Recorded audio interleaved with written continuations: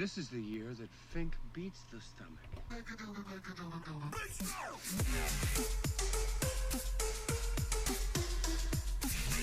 Welcome to Fink Beats the Stomach, our bi-weekly take on the world of competitive eating. I am Mike Sullivan. And I'm James Splendori. Episode number 98. Which, much to Kate's chagrin, I'm over the numbers bet. I actually do have a number for 98. There we go. I do have a number for 98 that I will mention very, very quickly because we have a very special guest on our show. But 1998 was the year that the Disney Channel original film Brink came out, which I watched today because Disney Plus launched today. Yeah. And it's incredible.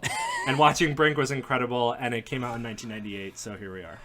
How much Brink content are we going to have? I could do a whole podcast. I was just like in our life. Like I have a feeling it's not going to be on the episode, but Walter Jones from the Power Rangers was in that movie. It's a classic. Which Power Ranger? He was the Black Power Ranger. Oh, OG Black Power Ranger. I don't remember which guy that was. Anyway, also 98 Degrees. Shout out to the Oh yeah, that's from the Fink brothers to the Lachey brothers. Here's to you guys. That's what we need to have the Lachey brothers on. Whoa! In order to do. I mean, who had a competitive eating thing? That's right. They're in at Cincy. at the Bratwurst kind of. Yeah, they're Cincy's finest. They are to what Cincinnati what the Google Dolls are to Buffalo, I think. Wow. What Ronnie Hartman is to Buffalo. Well, now, yeah. Buffalo Jim Reeves is to Buffalo. Yo, all right, that's never mind. I was gonna say they could create a Google Dolls cover band. It's all situated. I will say that this man is that for the great city of Normal, Illinois. He's anything but, baby. He has an abnormal eating ability. He is world ranked number 11 in the world, and we are so excited to welcome him back to Fink Beats the Stomach. Ladies and gentlemen, please welcome the always lovely Matt Hazzard. Matt, welcome back. Hey, thank you. Glad to be here. Awesome to see you again, Matt. And Matt, it looks like you're in a unique background. I don't think you are in Normal, Illinois, from what we were talking about. I'm not. I'm actually in Phoenix, Arizona right now in a hotel. And just got done at the office and back to the hotel and just chilling. Some classic business travel. And also, Matt, I know it's tough being out there away from your home, working long hours, and then talking to us seems like a terrible decision. So even bigger thanks for you being with us and from across many time zones. Where is Arizona these days? Is it 2 or is it 3? Where were you? Oh yeah, it depends on what side of the state. It's 2 right now after daylight savings because Arizona doesn't follow it, so it stayed the same. So it's 7 o'clock right now. It's not too bad. Which again, still love it so much. We're so happy to have you back. Tell us a little bit about Phoenix. Warm and beautiful and dry as ever. Oh, absolutely. Yeah, it's always dry pretty much. I think it rains like a couple different times a year, and that's where they get all of their rainfall in like 2 storms, and it's like still only 5 inches. But yeah, it's like 80s right now, way better than the snow on the ground in central Illinois. A lot of desert landscape, so it's basically a city inside of a valley, and then there's the desert mountains interspersed throughout, and then some on the edges and the ridges, and it's fun to hike up those sometimes when you get some free moments, which are few and far between when you're traveling for work, but nonetheless, a fun place to visit. And off air, he was like, oh, I don't really know that much about Phoenix. You're like, no, I got to know it a little bit. And you're like, well, actually founded in 1784. Well, that's good to know. And as I mentioned off air as well, if I'm ever in Phoenix, I know the Hazzard is going to get a call. He's going to tell you the spots to go. Mm-hmm. Well, you are a very well-traveled man, Matt Hazzard, not only for your one professional career, but also your other professional career in competitive eating. It is very rare, I find, to have a weekend in competitive eating where there's a contest going on and you not being at least one of them that's going on. And not this past weekend, the weekend before that was no different. 2 contests went. One of them was a debut contest that you were at out in Austin, Texas, which we're going to get into in just a second. And another one in Tower, Minnesota, which I know you were out there with me last year, so you are the perfect person to have on the show today. And let's kick things off. So, Austin, Texas, the inaugural and I should have I looked this up before, but I think it was the HEB True Texas Barbecue Challenge. Might have been, so I think that was the official name, which was... eFeed says something different, which I want to get to the bottom of. What does eFeeds call it? eFeeds calls it the 2019 Circuit of the Americas Brisket. Well, it was a brisket sandwich eating contest. Oh, but the festival was called what you're saying? Why don't we ask different? Matt? Okay. So basically, Formula One, I think it's the U.S. Grand Prix for Formula One racing. It's the only Formula One race in the United States, I believe, not 100% sure. But there's the Circuit of the Americas racetrack just right outside of Austin, Texas, and that's where they host the Grand Prix. So there's some qualifying events on that Saturday, which is the day the contest was. And then the main event, the Grand Prix, was on Sunday. So it's basically the Nathans of Formula One racing in the United States. In the United States. Yeah. I have a friend who loves it, and he goes every year. So I actually got to see him there, which is pretty cool. Oh, awesome. No way. So he had been going for years and years and years, and then it just so happened that there was a Major League Eating contest that you were able to participate in. That's pretty cool. I actually got a picture with him.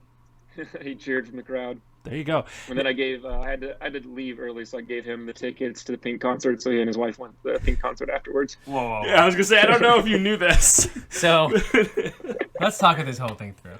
So Because before we get into the contest, let's set the stage here for what was going on. Wait. Oh, I used to know Pink's real government name. Damn. And I was so excited to pull it out. Oh, I'm gonna be so mad when I remember it. I can Google it. No. Red, last name white, in the middle it's pink. You know what? There's no whatever her name is. It's not gonna be. It's like Samantha or something. It's not gonna be the same. All right. So you got Pink. You got the Formula One racing. Do you want to guess? It's not Samantha. No. It's something. It's something like such. Anyway. Matt, do you know? No idea. I would have never known this. Alicia Beth Moore. I knew it was Alicia. Related to Mandy? There's no way that much talent in one family. Are you crazy? You never know. The Jacksons. Look at the Fink family. Or Bill O'Shea's. Or the Shays. Holy shit!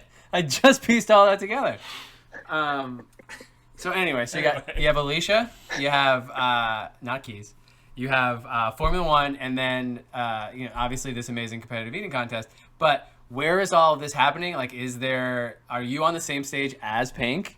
Are you? So it's a different stage than Pink. They actually had several stages set up around the venue. So when I first got there, the instructions were not very clear, at least from my perspective. On where to Weird, go. yeah. So I ended up like walking. There's the track, there's the grandstand, there's a bunch of different stages, and then the vendor booths and things set up. So I'm like walking in the general direction I was pointed to, and I'm getting lost. And I get a text message from one of the sponsor people like, "Hey, where are you at? We just want to confirm when you're going to be arriving." I'm like, "I'm here. I'm lost. I'm trying to find it." So someone actually had to come in a golf cart to pick me up and take me back to where like the green room was, which is completely opposite direction of where I was told. So then we're all just chilling in this green room, which is right by the track. And we see all the Formula One cars going by. Pretty cool, like literally within 50 feet of them. And then they like had a parade where they put us all on the golf carts and drove us to where the contest stage was. Also right by the track, in between two sections of the track, really. So there was like track on each side going different directions. Oh, that's cool. They weren't racing during the contest, but they were right before. And then they had some of the qualifying stuff. So bird's eye view with that. And then further down yonder was the Pink stage, which was a much bigger stage than to Texas Barbecue Challenge. How many people roughly, or I would say, how many people roughly do you feel were in the crowd, and can you equate it to a similar size crowd for other contests, just to give us a little bit of context there?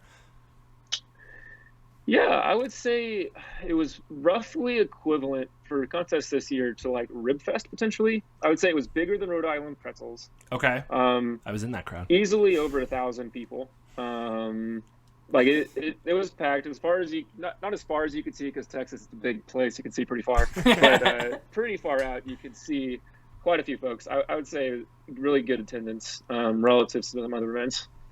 Yeah, and the crowd seemed super into the contest as well. I will say from the live they feed. had gambling on it. There was like bets being placed, or at least someone after the contest told me that they put a bet on me to finish second or something. I was like, I didn't even know that was a thing. That's Texas. That's just people being in Texas. That's I know amazing. Austin is supposed to be like with different. That's just Texas. Keep Austin weird. I Gamble guess. on competitive eating. Also, this is what I'm waiting for. It could have also just been like a black alley or back alley black market type of stuff. Yeah. It's not like sanctioned, but Right. somebody's The best out type there of gambling. taking bets. Please. So you guys are on the stage, which canon is bigger than the Pink stage. It is. There's 30,000 people there. Sorry, Miss Moore. But, And it is a great lineup of eaters. You have George on the mic, the OG. Speaking of OGs, you have Badlands also rocking the mic out there. But not Gideon OG. Gideon OG, Not the in truth, this contest. the OG was not there. Okay. But no, it was a great roster, and I always find the best way. Let's clear this out right away. So Joey Chestnut went home with the championship, 27 sandwiches. Was it a 10-minute contest, Matt? Yep, it was a 10-minute contest. The sandwiches were 0.4 pounds apiece. Okay. And it was 60 degrees outside or so, roughly. And the buns were a bit thicker. So it was like a quarter pound of meat and then like 0.15 pounds of bun. And because of the temperature, the buns were a little bit more solid. They weren't as soft just because it was colder out. So that made it difficult to eat the sandwiches. So people were using a lot of water. And something that I thought was interesting was George, right in the beginning when you got on the mic, he talked about the fact that there was a world record for brisket held by the notorious B.O.B. Bob Shout. And he immediately, before the contest had even started, was like, the record is not being broken today. What was up with that? Was the sandwiches a lot bigger than what you guys were expecting going in? So they were the same. They were what we expected going in. We knew they were going to be big. Okay. Sam actually sent out the dimensions and the specifics ahead of time. I'm sure he did. That whenever they had that contest, it was even to like the 0.1 pounds too, which was interesting. I love this guy. But whenever they had that contest, the years prior when Notorious B.O.B. did it, I guess they were probably just more like sliders or more of a normal size sandwich, maybe a quarter pound total as opposed to just a quarter pound of meat, let alone a larger bun. Sure. Sure. So I think it's just a factor of the size differential there. To eat whatever the world record was, like 30 something, like 35, or maybe even like 40 something in that ballpark, 35 to 40, would have been really impressive in a 10-minute time period.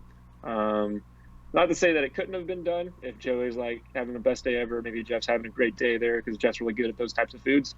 Not that Joey isn't. Joey obviously dominated, but But yeah, I think it's just the conditions, the thickness of the buns. If the buns would have went down easier or they're a little bit softer, maybe.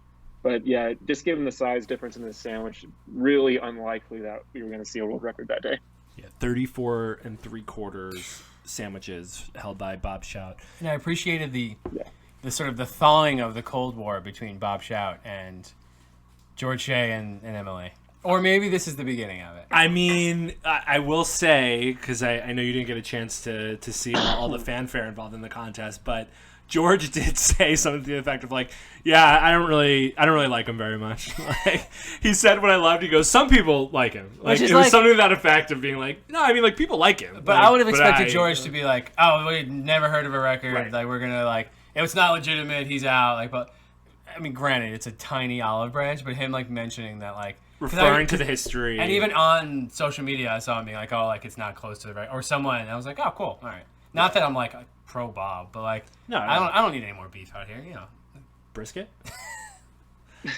I could always use some more brisket, especially if it's from Austin. Hell of a town. So Joey took home the championship, 27 sandwiches. Nick Wary with 17.5, and Matt, you rounded out third with 17, a half a sandwich margin between yourself and Nick. Is that, was it really that close? Do you feel it came down to debris? Do you feel like you were having a good day? No, Nick was having a better? It really was that close. What do you think would have been the close. difference between sorry the? if I cut you off. No, go for it. Yeah, so I probably, if anything, had slightly a little bit more debris than Nick. I was relatively clean this contest. I feel like I didn't think any deductions were merited, but Nick's a very clean eater, so his 17.5 are like spotless. So even if I'd eaten half a sandwich more, it definitely would have been Nick's, and I would have conceded there.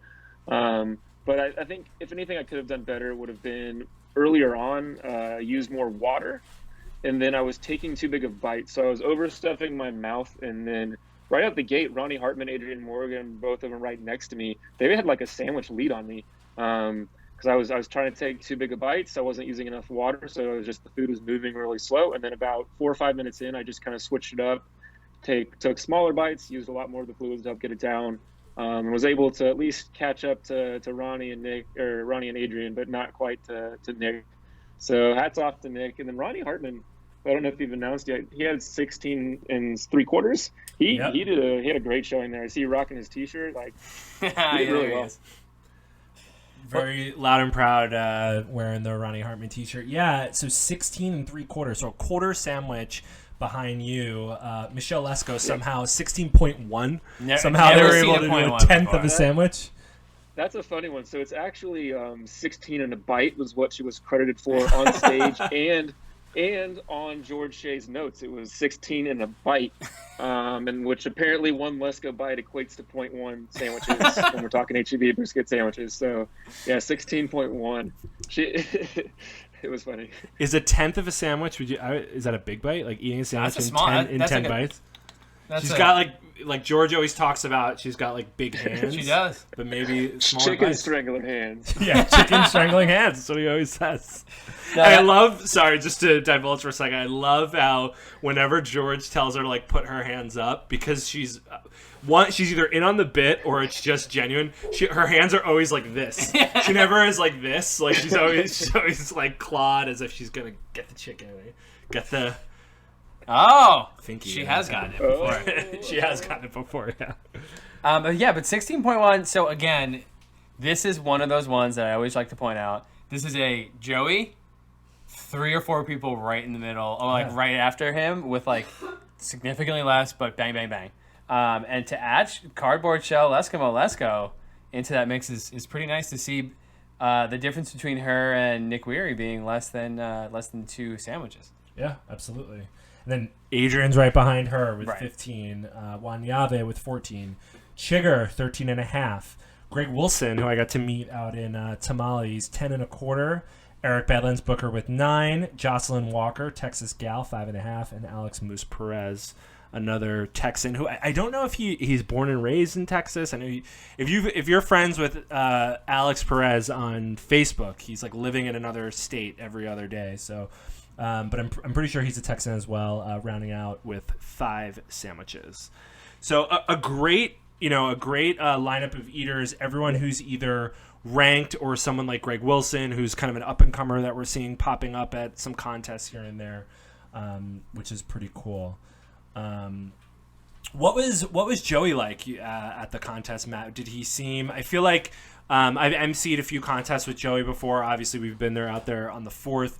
I feel like he really has a, there's kind of a line of his really like seriousness and focus versus kind of like having fun and kind of doing whatever. Where do you think he was on that continuum? Did he seem kind of really laser focused at this one?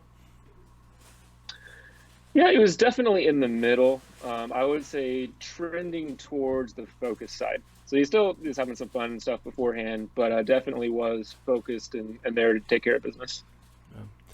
I mean, the year's winding down, and I think, and especially with, obviously there's been a big rivalry with him and Esper, as there is every year, contest to contest, right. and although Esper wasn't there, 27 obviously isn't, anything to sneeze at. Yeah, I mean, it's another one of the Joeys like, cool, I'm going to come in, I'm going to be like business-like, I'm just going to crush this thing. Was it a very pro-Joey crowd? I know George seemed to be leaning into it a little bit with the crowd where they're getting into it, but was that just George, or did the crowd seem to really be Chestnut fans?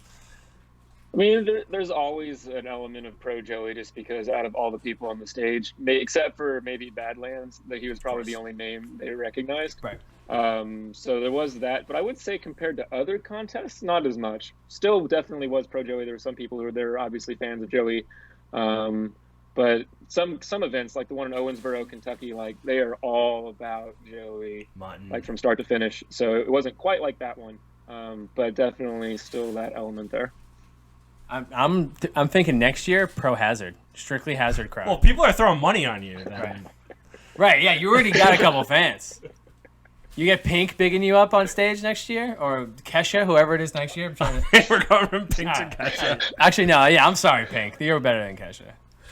Matt, who is? Sorry, go ahead. As things would turn out, though, there actually were a couple of people from Normal, Illinois in the crowd. Stop. That came up afterwards to get a picture with me. Yeah, not even kidding. I was like so surprised. Do they know who? Were they like, oh, we are from Normal, Illinois, and we're your biggest fans? Or were they like, we can't believe there's a kid from Normal, Illinois here?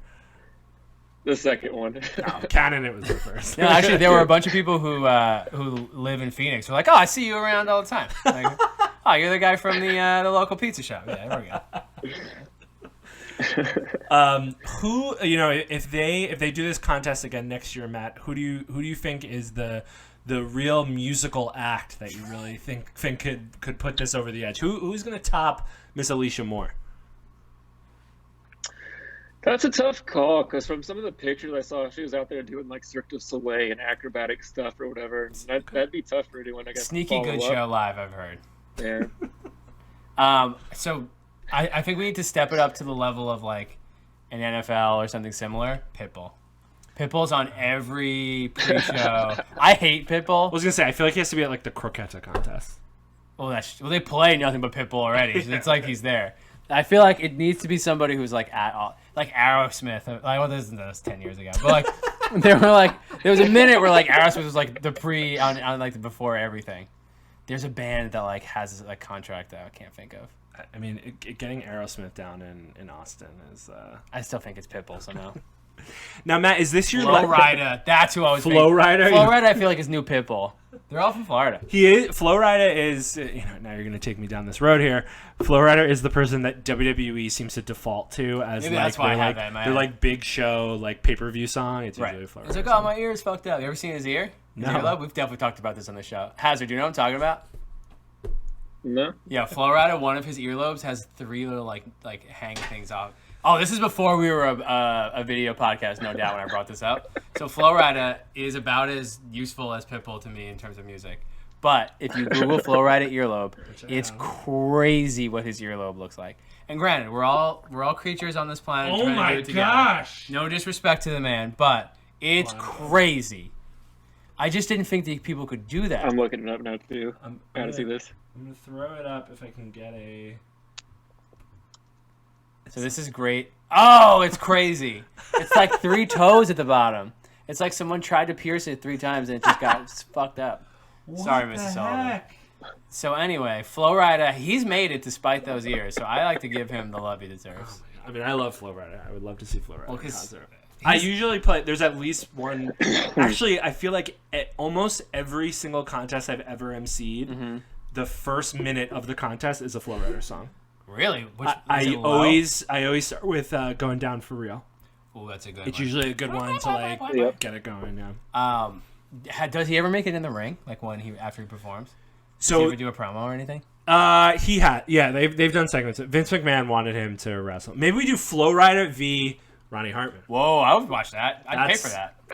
in Austin, and then have him like perform. Also, Flo Rida's just gonna be like, "Yo, come to Florida." Like, I'm not doing. I don't want to go. All right, let's get this back on track a little bit. Bun B from Houston, maybe. Matt, I wanted to ask you: is this your last contest of the year? Was this the finale for you, or are we going to see you out of trim? This was the last of the year for sure. So Not a what? fan of cocktail sauce. Well, especially that type of cocktail Yeah, sauce. especially I hear. frozen It's like- cocktail sauce in Indy, and like in the middle of December. But looking back on the year, Matt, what's your assessment of your performance? What was highs, lows, peaks, pits? Yeah, I think overall I did pretty well. 12 contests. I from think by my start count? to finish, I didn't really. My first contest in Miami was a contest. I did pretty well there, 3rd place.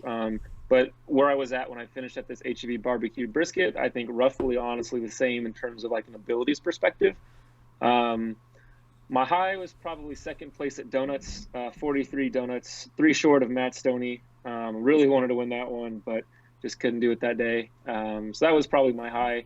And then my low, I went through a stretch there where I didn't do so great at the wing eating contest for Hooters and ribs. I just found out I was not great at technique foods. It's hard for me to get the meat from the bones. So I didn't even finish in the top 5 or 6 there. I think 7th and 8th or something like that. So those left a bad taste in my mouth. Wasn't a big fan of that. But yeah, I think part of it too was like the 4th of July, I'd actually hit 41 in practice. So to only hit 34 on the stage, it took a little bit of the wind out of my sails, and I think that affected me a few contests going forward. But I really did feel like I hit my groove again at this barbecue event in Texas. It's a really good note to end on, and I'm honored to see For that sure. I was present at your high as well as your low. Because I was out there with you in San Diego for donuts, and I was also out there at Hooters. No, but it is cool to see, Matt, because you are, I'm really like, I remember when you first came out on the scene. You it was towards the back half of 2017, so you kind of had that half year in 17. Really hit the ground running in 18, had a repeat year of that in 2019. So now that you're sort of 2 full years having gone through the circuit, and you really do go through the circuit, you're not going to 4 contests a year, you're double digits basically every single year. Are you just as excited and passionate about contests at Major League Eating now that you've done it 2 years fully, like basically as a full-time job?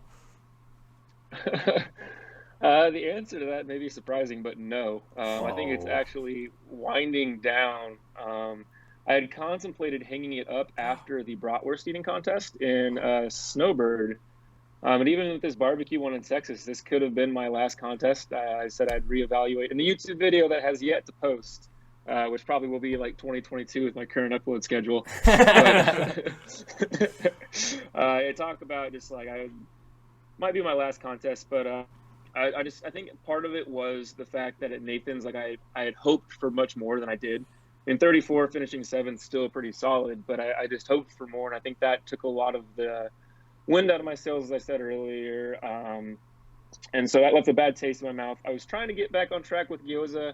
I just couldn't push to the end. And actually at that bratwurst one in Snowbird, after like 5 or 6 minutes, I was just on stage and having thoughts of like, I just don't want to do this anymore. Right. And so I kind of basically gave up the last 4 minutes and didn't do too well. So I was like, okay, maybe that's it. And then one Mr. Sam Barkley had to go whisper beautiful things into my ear via email, like barbecue and brisket in Austin, Texas. So I was like, all right, I'll do one more contest, at least one more contest. I was in relatively okay shape, but I hadn't been training or really anything like that, which you really have to do if you want to improve. So I went out there, had a great showing, all things considered. So I was very happy with that results. And I actually got that competitive drive back a little bit and was able to push to the end, which I think kind of helped ignite me a little bit. So I think I got one more year of this seriously. So next year I'll probably be back. I'll only do the contest I think that I really want to do. So I won't be traveling quite as much, but I will be having fun with it, more fun with it, I think, now that I don't take it quite as seriously. Okay. But I will still, if I'm there to compete, I'm going to go for a PR. I've never not gotten a PR, and I don't intend to stop that trend. So if it's a repeat contest, expect me to do more. But yeah, I think after next year, I might just only do Nathan's and maybe local contests for fun, or just hang it up entirely. But we'll see what happens. Who knows? I could change my mind again next year. But it's been fun. I've met a lot of great people like you guys, and a lot of the other eaters are really cool. So I'll definitely still be in touch and out and about. Would be fun to attend, I think, the 4th of July as a fan at some point. Yes, So maybe I'll it's be fun. out there in the crowd with you in a couple of years. But I think next year I'll be back. But next year will probably be my final year as a serious competitor. Well, we'll be happy to see it, anything we can, and obviously we'll do just very light nudging you back year after year after year. But we want what's best for Matt Hungry Hazzard, obviously. Yeah, absolutely. And it is, we talk about this a lot on the show with eaters, especially ones that have either, I feel like it comes up either on their second year or some of the ones that have been doing it for, a decade, your Badlands, way more than a decade, but Badlands, Adrian Morgan, like people like that. And you have to find, I feel like, what motivates you, like, in order to be able to do it, because, like you're saying, like, it's a lot of travel and you're putting your body through a lot. And unless you're training, it's, you're only going to do so much. And so then you're kind of like, why am I doing this? So you definitely have to find what your drive is for doing it. And some people, once they go through the circuit a few times, get to see some cool places. They kind of go, that was it. I did it. It was fun. Right. So, I mean, the adrenaline rush that comes with being on Fink Pizza Stomach, just, the second time you're on, you just lose it. Now it's just, just doing it because you have to. James feels this way every time we do a podcast. He's like, I've done this already. Oh, like, what am I? This is all, you write these scripts for me. This is not even me. You got the teleprompter up. 100%. Yeah. What would you say was your favorite location that you visited this year? Like, contest aside, just like being there, like what for 2019? Without a doubt, definitely the Reno area. So what was it? Lake Tahoe. Yeah, Lake Tahoe for the Hooters Wings. That was by far the best venue. Close second would be out in Salt Lake City for Snowbird Brats. So that's like on a ski resort in the summertime. So a lot of gorgeous mountains. So both of those were my favorite venues. San Diego was up there too, but I'd say those are my top three, with Lake Tahoe being by far and away a place I intend to return someday for a vacation. So if the Hooters comes back there this year, I'll be back there for 10th place again, but there for like a week to enjoy the time.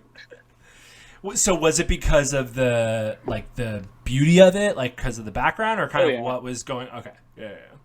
Definitely the background, the vibe of it too. And there's the casinos, which casino vibe, whatever. But it's like it's like a resort town, or like basically a vacation town. So it's specifically designed for that. And then you've got the mountains and that pretty lake. So there's like a pretty lake with this picture perfect mountains in the background, white capped, and it's just a gorgeous, gorgeous view. Yeah, it was pretty crazy. I remember that was probably the luckiest I've ever been in terms of competitive eating, like basically being there to kind of help out and hang out with you guys. And Sam did really all the hard work of actually being entertaining. But I remember like helping like set up the tables, and we were out there in that open field. It was really a field, but like that shopping area that had that little pavilion. And like you said, like with those mountains in the back, and especially being from the East Coast, like we don't really have that. So it was crazy. And especially like just that shot, like facing the table of you guys kind of over those huge bowls, and having that behind there was like a ski lift like right above you guys too. It was pretty cool. You see some cool places when you're out on the road and competitive eating. So speaking of kind of being out on the road, we would be remiss, not to talk about the Indian Taco Eating Championship, which made its return this year. I think especially in the context, Matt, of I don't know about you, but having for myself, traveling out there this year, out in Tower, Minnesota, which is, I'm now not remembering if it's 2.5 hours or 3.5 hours. It's a drive north. 3.5. So there you go. 3.5 hours north of Minneapolis. Somewhere where, I remember getting out of the parking lot and walking into the casino and just kind of being like, I would never be here if it wasn't for competitive eating. Like, I would have never ended up here. It's basically South Canada. You can see from if you had a hotel room that faced north at Fortune Bay, you would have seen Canada. Like, it would have been proper Canada. And with no disrespect to the people of Fortune Bay, I don't mind that. Being able to see the nice Canada, maybe. Was there some mountaintops there? Some trees? Oh, yeah. Is that another beautiful spot? Mainly trees. Okay. Yeah, trees and, like, lakes. I was going to say, because, like, Matt was not very, like, complimentary about the landscape of Fortune, Tower, Minnesota. It was nice. That one's just such a hard one to get to. So for me, it was like, unless it's a food I really want to eat, I'm probably not going to go back to a contest there. Like, if they had not had that barbecue brisket one in Texas, I just would not have done a contest that weekend, because it was just very inconvenient to get to, for me at least. But nothing bad about like the contest itself, though. It was a good event. And Indian tacos, for those who don't know, is essentially ground beef, marinated ground beef in on an Indian fry bread, basically like a big puffy piece of bread that's deep fried. So I would assume, Matt, from experience, not the easiest thing to eat competitively. Am I correct? No, they are not. They are difficult, especially if they are no longer warm. So if they've been out a little bit too long, or like they've cooled off a little bit, it's basically like trying to eat a bread hockey puck. So there's a lot of like gnawing and tearing and like trying to rip it apart with your hands, and then the meat just kind of wants to fly out. Yeah, there's a good shot. Yeah, that's a great shot.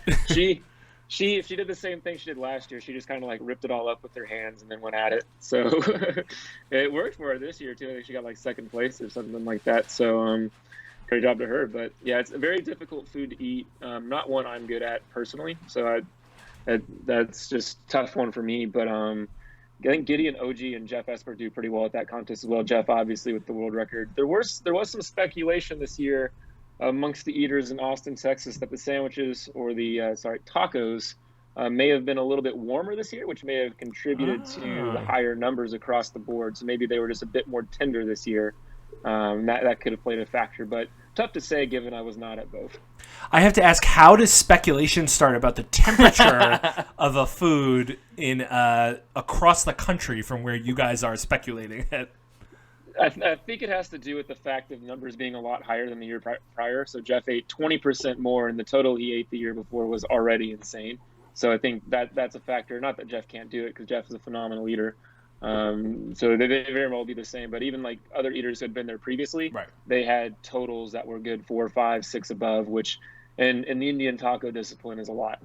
Yeah, absolutely. Wait, so you mean there people are not practicing every night with Indian tacos at their house? Well, even if you do, it doesn't make them too much easier to eat. Like, there's only so much you can do. Although I can imagine Esper being like, I'd like to have the finest Indian taco. I will find it. I will have it, and I will take it back to my house. Jeff is a hard worker. He does practice. I would not be surprised if he made ahead of time. I tried to make some up ahead of time myself, but they were inedible and send them and shoot through them perspective. Yeah, I mean, they are. I had one when I was there last year, and they are tasty. Definitely tasty. But one was enough for me. They're very rich in flavor, and and I was fine with one. But Jeff Esper, and I'm gonna fix your video while we're talking through this, but Jeff Esper did take home the championship again. 39 Indian tacos. Which is staggering. I think he was at 28 or 29 last year. Matt, you were doing math. 30 before. and a half. 30 and a half. There you go. I should know this stuff. And doing our job for us. Thank you, Matt, as always. So 30 and a half last year, a crazy number from Esper. But then you have Gideon the Truth OG with 31 and a half this year. So, sort of fueling that speculation again that something was different potentially this year. So Gideon in second, and then Mickey with 27, finishing at the top three. Those are, I mean, I know I'm a competitive eating journalist, but one that doesn't necessarily have the same institutional knowledge that you have, Mike. So the rest of the group I don't necessarily know well. But you know number 8 pretty well. I mean, I know Chad Ochocinco, number 9, Chad Johnson, but also Renee Robitaille. She knows everything there is to know about geography and topography as a principal. But yeah, so the top 3 are really like runaways. So after that, you're 13 down to question mark for Chad Johnson. So higher numbers. This is certainly how the speculation starts, but more Esper just like shows up, kills, goes home. That's what he does. That's what he does really every is day. what he does. And he does it well. Yes. Yeah. Yes, he does. I do want to know, and if she's listening, I would love to find out. Well, 2 things. If Dr. Renee Robitaille is listening, congratulations, because Christina Robitaille got married this past weekend. Congratulations. So congrats to the whole Robitaille clan. Absolutely. Number 2, what was she doing in Tower, Minnesota? Yeah. Where her and Mr. Robitaille like, honey, like, we wanted a casino night. Why don't we just combine the 2 things? And instead, even though we're already in like the South Jersey, Pennsylvania, like Philly area, where we probably get to Atlantic City pretty easily, Or 4 other Pennsylvania casinos. yeah, or all the Pennsylvania casinos. Let's fly to Minneapolis and drive 3.5 hours to go to Fortune Bay. It is a great. Maybe they've great never place. seen the Mall of America. Maybe That is it. With the new mall opening in Jersey, maybe they got mall fever. I did regret, I will say, that I wasn't able to stop at the Mall of America while I was over there. I feel like that's something that, like...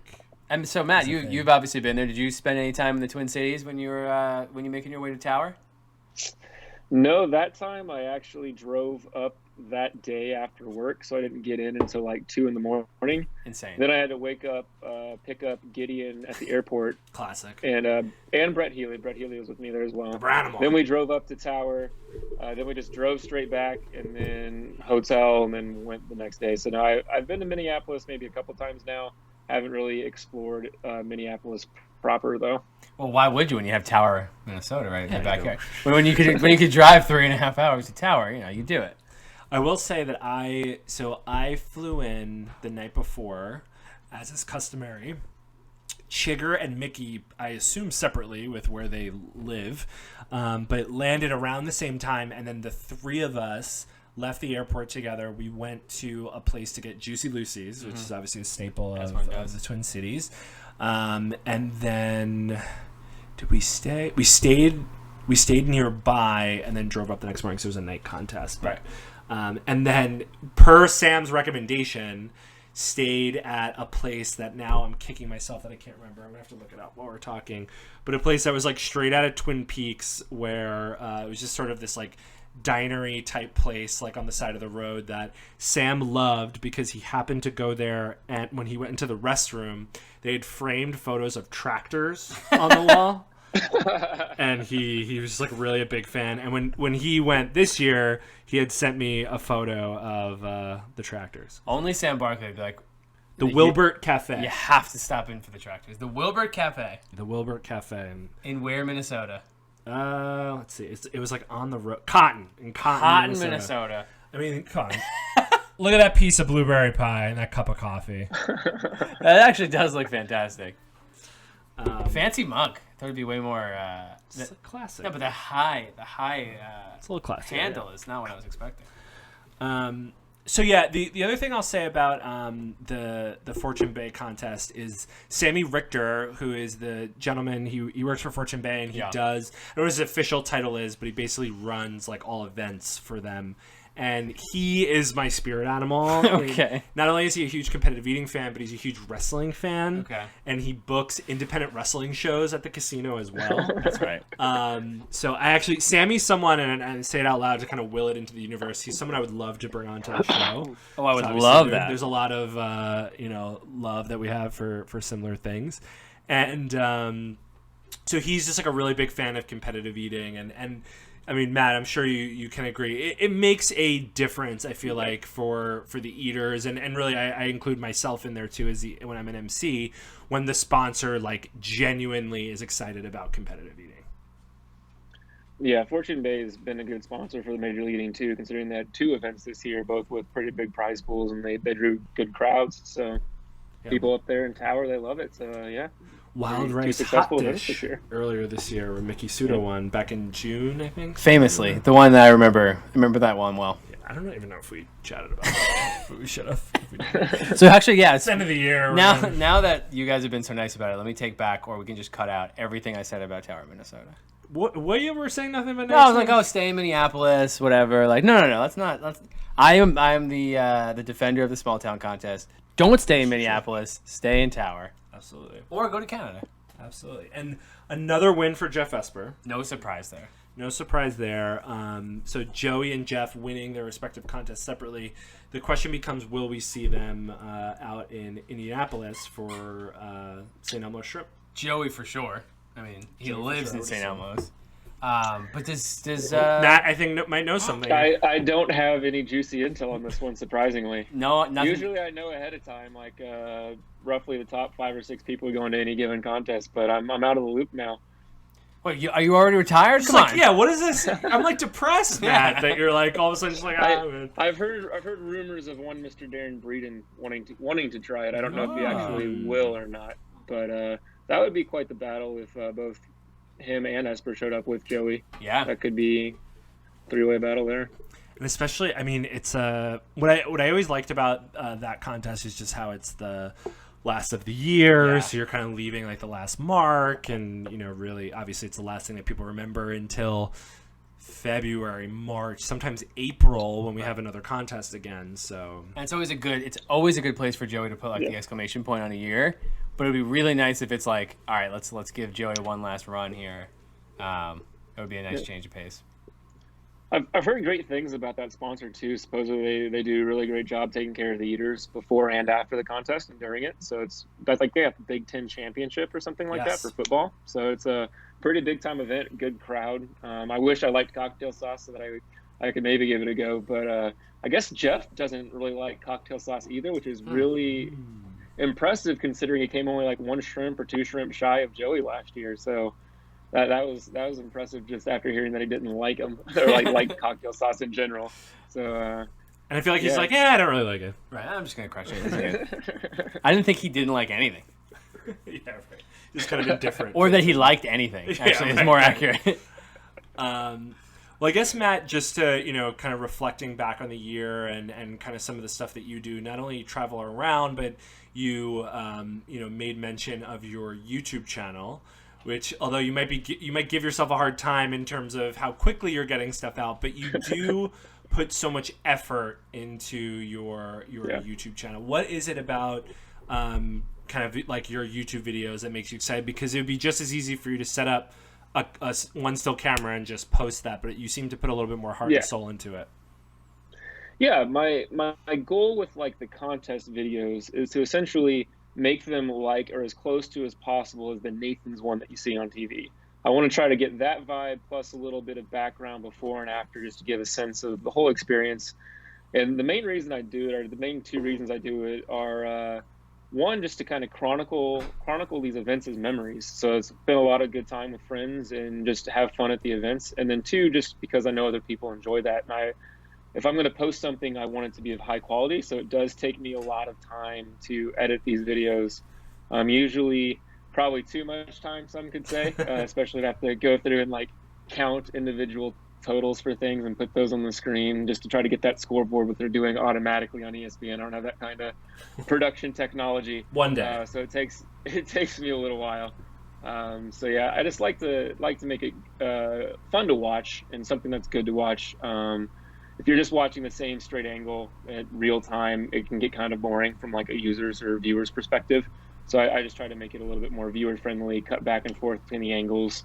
Now I speed it up a little bit too, so it's not like the full length contest, because most people aren't going to sit there and watch it for 10 minutes straight. So I just try to highlight the good parts and then just put some background music so that YouTube doesn't copyright claim me for the contest song. Yeah, and I know the one that really sticks out to me was right in the beginning of this year at the croqueta contest. Yeah. I was blown away because I didn't realize that. I don't know if that was the first one that you did with that type of production value, but I was like blown away. And I can tell you, as a fan of competitive eating, I really appreciate being able to watch the contest in that manner, because to your point, it's really only seen at Nathan's, and it's pretty awesome. So yeah, well, thank you. Yeah, I'd say I've had the counter on the screen all of the last year too, but I really did try to step it up and redid it a little bit for the croquettes. I would say that's probably my best video for contest. If you're looking for another good ones, the Cincinnati Brat one and the Moon Pie one from last year. Those are the last two of the year from last year. Those are some of my favorites as well. The Moon Pie one in particular, I put some fun stuff in there. So that one I really enjoyed as well. But yeah, the croquettes. Next up, if I ever post, well, I will post when I ever post it. It'll be the mutton sandwich eating contest from Owensboro. awesome. So that one will be next up. I've edited maybe 15% of it, like a few months back. It's just I've been so busy with work and personal life and whatnot. It's just been tough to find time, but they will all make it there eventually. I filmed all my contests from this year. Some better film quality than others, Sure. But the goal is to get it out there and make it user friendly. And I guess since you're someone who clearly is interested in the production value and kind of getting it out to fans, what would you say is like the number one thing that you wish, whether Major League Eating, the sponsor, like whoever it is, but during contests that they had, whether it be for the crowd there or the crowd at home, to kind of help better the experience for the fans? Yeah, so in the live contests, for a better experience for the fans, and they had this actually at the HEB brisket sandwiches, were counters behind the eaters. So they had 4 counters out there, which I think definitely helped, especially when George started playing up the battle for a second between like me, Nick, and Adrian, because we were the ones with the counters. So I think that really helped getting into it. So having that aspect of it really makes a difference for the fans. And in terms of like just getting to know the eaters a little bit better, some of the interviews like at Hooters, I think that kind of helps as well. But just different spotlights and things they do just go a long ways. Absolutely. Well, Mike, I don't know if we have any more that we could ask of young Matt Hazzard. Truthfully, I without getting on, I'm not trying to get on you. I'm just saying we would love to see more of the videos. I'm a huge fan of the videos. And the little bit of actual content I watch is a Matt Hazzard video. But we understand that life gets in the way. Oh, yeah. Sometimes Fink Pizza Stomach doesn't come out for like a month. Correct. And we consider ourselves journalists. So Kind of. or kind of. So life happens, and I hope that life doesn't get in the way of you coming to a couple more contests that we'll be at, so we can see each other a couple more times. But where can people see you? Where can people see your YouTube channel? Where can people see you on the internet, or maybe even in the streets? Yep. So I have a Facebook page, Instagram, Twitter, all of the handles at Hungry Hazzard. And then if you search for Hungry Space Hazzard on YouTube, I should be probably the only Hungry Hazzard out there, so I should pop up. But yeah, if you enjoy competitive eating, you like the content, hit subscribe on that YouTube. And then for Instagram, you'll see a lot of weightlifting and stuff like that as well. So if that interests you at all, go ahead and click follow. Yeah, and you're basically, I didn't totally fact check this, but I'm pretty sure you're Hungry Hazzard, like cross-platform. Like you really got that social media down. And I always, I sometimes give you a hard time because I just find it so funny that you have such a great first and last name for competitive eating, and yet you have the most generic competitive eating nickname. But no, Matt, I know this isn't goodbye, but I now you have me a little bit freaked out that you're talking about hanging up the fork and knife. But Didn't mean to drop that on you. I love it. Pink exclusive. Exclusive. Yeah. But no, I mean this with all sincerity that you're one of the most awesome people that we've met from being involved in the sport of competitive eating, and I think I know the sport is much better having you be a part of it, even if it's just for the 2.5 years that you were out there. You're one of the good ones. So not only do I thank you for being on the show, but thank you for everything that you do for the sport as well. Yeah, no, I appreciate that. And put this on the record, regardless of if I qualify or not, I will be at Coney Island 2020. Hey, so there he see is. you guys there no matter what. Well, So, now that's I'll be this there. weird thing of like, kinda wanna maybe hang I out, don't want him right? to qualify, so we're all hanging out together. But Are you gonna bring Tom? yeah, is Tom coming? Is Dan I think coming? you could talk him into it. He's getting married. He got engaged a couple months ago, so wedding in like April or something like that. I'm sending a gift. Oh my! Hey, Kate. What? Do you want to go as my plus ones? Tom's getting married. To who? It's not me. It's not happening. Okay. All right, so be on the lookout for a woman with a baby trying to object to Tom. Tom's wedding. We'll mazel tov to Tom, and I don't know who's he Some marrying. Nice woman, I'm sure. Hey, she's very nice. Her name's Danielle. Her name's Danielle. She's very nice. Okay, well, I'm really happy and I can't wait to get my invite. Kate expects to be there. Matt might have a +1 that you could try to vie for. Can you please tell Matt I'm really proud of him and know that he's going to live a long life if he's giving up the sport? Whoa, Kate's very proud of you, Matt. I think he heard all that, so. Thank you, Kate. He says thank you. Well, no, tell him to thank himself. He's going to live. Okay. Kate, oh my god. Okay. He's so- gonna live. All right. All right, on we have that to note, wrap great this up episode now. of Big Pizza Stomach, folks. So you find him, Hungry Hazzard, cross-platform. Definitely check out his YouTube channel. You can find us. We're all over social media, not exactly cross-platform, but the best way to get in touch with us is, of course, to go to twitter.com/FBTSpod. And if 144 characters is enough, don't worry, they gave you 280, but even if that's not enough, Yep. you send us an email. Mm-hmm. It's an electronic snail mail, Yep. and you can do that by sending it to Gmail.com. And James, there is a social media that some people think it's for old people. Okay, boomer. Yeah, the boomers are Hey, using it. there you go. If a boomer wants to find us, where do you think that they can find us? Because only if they're looking for a couple specific things. Yeah, like And what? those would be vids, moving images, Yeah. pics, pictures, Polaroids, maybe links, which I have to explain that whole situation. But in that case, they should ask their grandkids if it's okay to go online, and then go to facebook.com/thinkbeatsthestomach. Absolutely. Instagram, FBTS Pod as well. Obviously, if you're watching this, you know that we're on YouTube. If you're listening to this, we're on YouTube. We're also, the audio version of this is cross podcast platforms, Spotify, iTunes, Stitcher, everything. Things that I've never heard of that we somehow get put on. The internet's a weird place. I found a weird scamchange.org with my professional information on it. What? Yeah, bizarre. So anyway, the internet's So a you weird might place. you might find Fink Pizza Stomach in places that maybe we don't want it. So I Googled myself. Whatever. Shouts to Ronnie Hartman. Thank Yeah, you again for the Ronnie. shirt. I love it. And yeah, so Matt, thank you very much. James, thank you very much. And of course, we want to thank the listeners for listening and watching this episode of Fink Beats the Stomach. Good night, Matt.